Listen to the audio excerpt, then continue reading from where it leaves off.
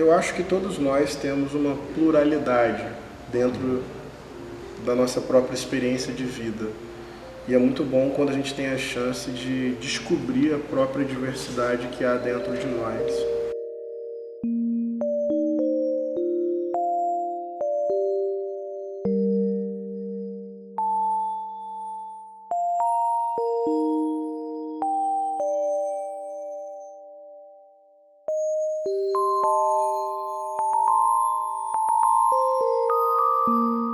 Eu tenho como cerne da minha vida a dimensão pastoral. É algo muito profundo, muito potente. Desde a minha adolescência eu acabo discernindo essa vocação, vou para o seminário, estudo teologia. Então acho que é algo muito central na minha vida, a dimensão pastoral. Agora, não dá para dizer que ela de fato é única ou exclusiva. Eu sou apaixonado pelo teatro, pelo cinema. Durante algum tempo lecionei sociologia, história. Mas acho que a dimensão do pastor artista está em tudo quanto é canto. Está quando eu estou nos movimentos populares, ou quando eu estou numa sala de aula, ou estou dando uma palestra. Essa dimensão pastoral e artística, eu acho que eu vou eleger como o centro da minha formação. Fé e política, na minha opinião, necessariamente se relacionam. Porque não dá para pegar um indivíduo e separá-lo. Aqui é a dimensão da fé, aqui é a dimensão da política. Eu sou um ser humano político, como todo e qualquer ser humano, e tenho fé. Tenho a minha experiência religiosa. E não tem como pegar isso na minha vida e simplesmente criar compartimentos que são completamente separados. Então, fé e política, eu diria que necessariamente se relacionam. O que vai definir se isso é bom ou ruim é a qualidade dessa relação. Quando a relação se dá por meio de um projeto de poder, de domínio, de controle, de imposição, um projeto totalitário que não consegue reconhecer a pluralidade, a diferença, quando é esse tipo de relação é algo muito perigoso e violento, porque é antidemocrático, porque é antilaico, porque é antidiverso. Agora, quando a relação entre fé e política, na verdade, não é uma relação de poder, mas de serviço, ou seja, a minha fé me estimula a agir politicamente na sociedade para promover o bem comum, o respeito à diversidade, a justiça econômica e ecológica. Esse tipo de relação eu considero saudável. E também são inúmeros os exemplos históricos de pessoas e movimentos que, a partir de uma determinada fé, atuaram na sociedade, não no sentido de imposição, mas de construção de uma sociedade mais justa, solidária, fraterna e diversa. Então, acho que fé e política necessariamente se relacionam. O problema está quando a fé vem num teor fundamentalista, autoritário, de projeto de poder, porque isso é antidemocrático e necessariamente violento.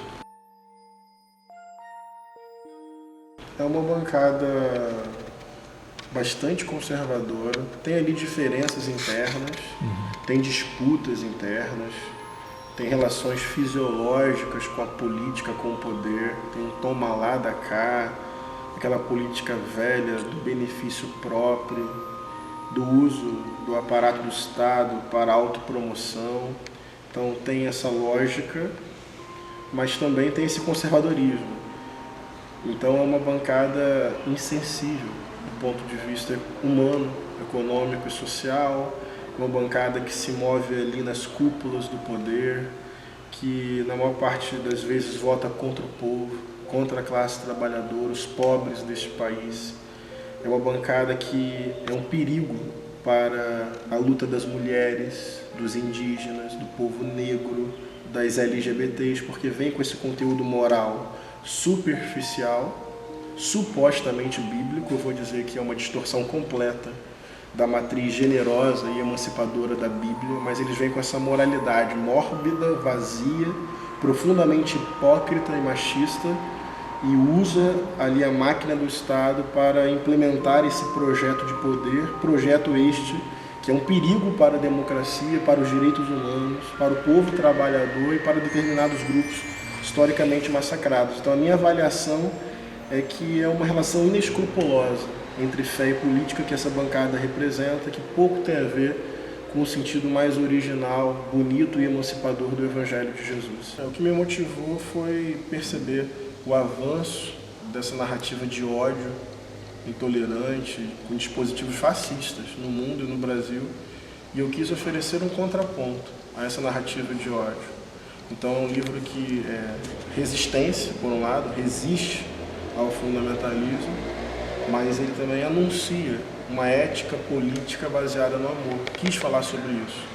O amor não como um sentimento, algo exclusivamente romântico, mas o amor enquanto atitude política diante da vida, da sociedade, uma atitude que quebra preconceitos, que nos humaniza, que nos conscientiza e nos compromete com a dignidade humana.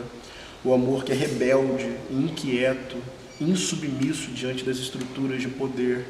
O amor que transforma as nossas pequenas relações cotidianas também, que ao mesmo tempo que ele aponta novos rumos civilizacionais, ele também vai recriando os pequenos espaços pelos quais a nossa vida acontece dia após dia.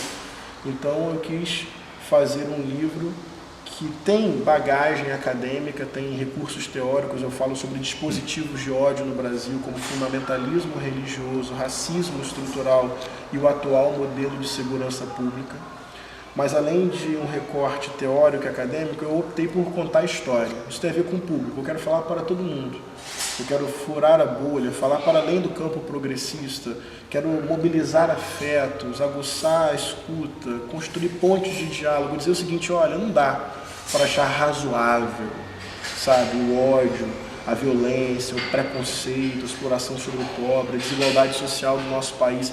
Mas ao invés de ir por um caminho, digamos assim, panfletário ou acadêmico, excessivamente, eu procurei abrir por meio de histórias, como se fosse batendo papo com o leitor, com a leitora, para falar do amor político-ético como instrumento efetivo de transformação da realidade e promoção de uma vida compartilhada.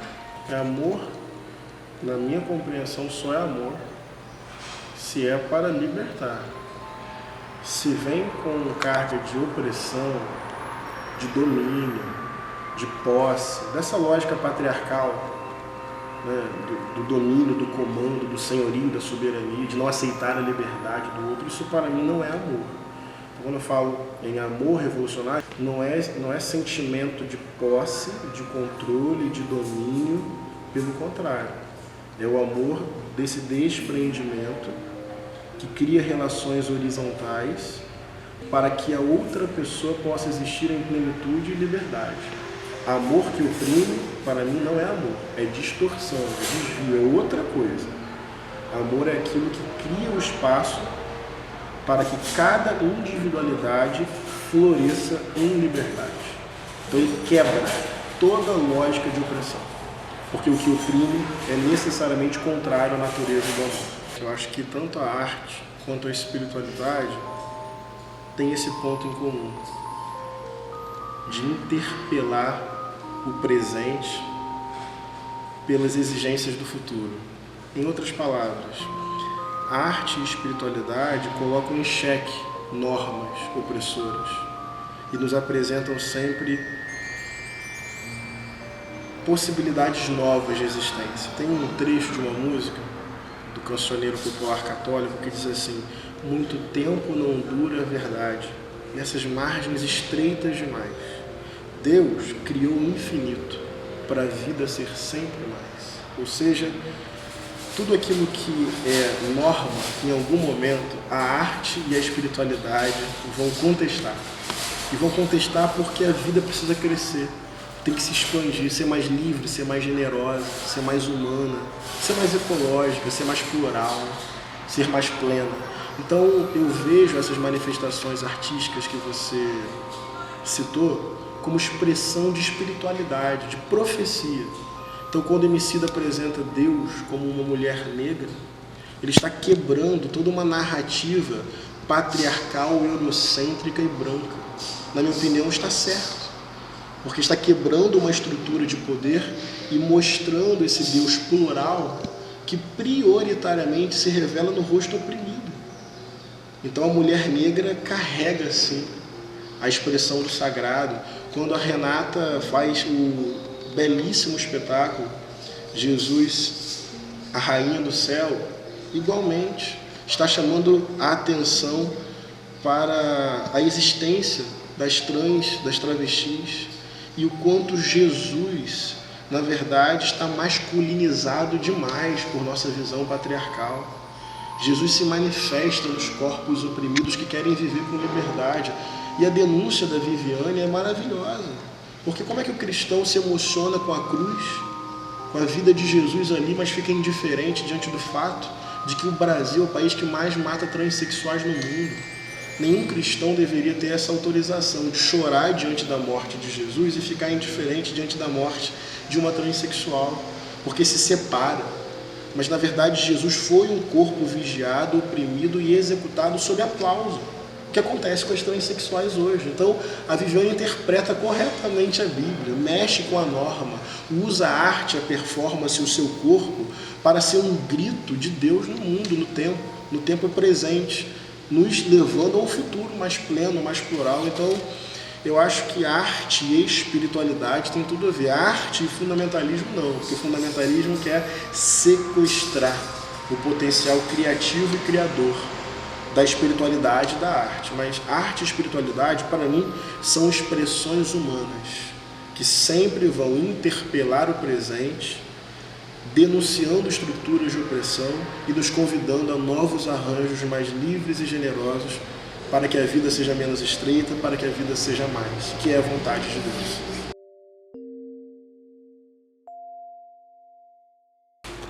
Capitalismo, para mim, é pecado. É um sistema que necessariamente impõe a desigualdade social, a injustiça econômica, a exploração sobre o corpo humano, sobre os pobres e sobre a natureza. Então é um sistema estruturalmente pecaminoso, porque o seu objetivo e o seu resultado necessário são perversos, são anti-vida, anti-humanidade e anti-ecologia. Então isso escapa à beleza da proposta de Deus para a humanidade, então é pecado. O capitalismo é um sistema de morte. A morte não é o acaso, é a lógica do sistema capitalista. Ele elimina corpos, vidas, e elimina a possibilidade de uma vida plena e elimina fisicamente mesmo. É um massacre a conta-gotas, são genocídios sistêmicos, são corpos que não são plenamente cidadãos, porque não tem funcionalidade econômica, então pode morrer. Então o capitalismo, junto com esse colonialismo moderno, é um sistema que decide sobre a vida matando um monte de gente, necessariamente. Não tem como ser diferente dentro do capitalismo. Então é pecado. Democracia é uma necessidade, tem que ser sempre aperfeiçoada, reinventada, para ser plena, para ser radical, para ser direta, para ser popular. Também não acredito em democracia efetiva dentro do capitalismo, não. Óbvio que a gente tem que defender os avanços históricos. Então, por exemplo, o Estado democrático de direito é um avanço, tem que ser defendido. A Constituição, a representatividade, o sistema eleitoral, o direito ao voto, isso é uma evolução histórica, vou chamar dessa forma. Mas a democracia, ela tem que sempre se reinventar, porque uma democracia ainda atravessada por uma lógica do capital, do acúmulo, da desigualdade, ela não é potente de fato. Essa democracia vai conviver com genocídios. Então, a democracia para mim é uma necessidade, é um horizonte e tem que ser cada vez mais verdadeira. E uma democracia mais verdadeira e mais potente precisa, na minha opinião, ter a ver com justiça econômica e liberdades plenas, direitos humanos fundamentais, ainda reconhecendo a sacralidade da Mãe Terra.